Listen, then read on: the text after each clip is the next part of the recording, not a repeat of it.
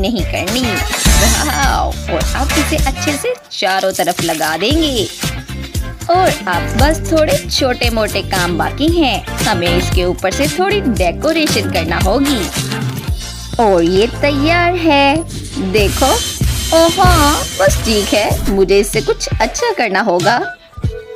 मैं कुछ बहुत अच्छा करने वाली हूँ।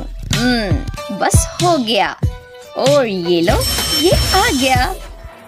और ये रहा मेरा खूबसूरत केक। ये देखो, है ना अच्छा?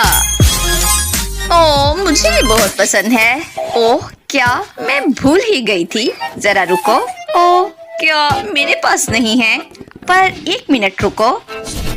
ओह दादी, मैं यहाँ जरा काम से आई हूँ। ओह रुको, ये लो।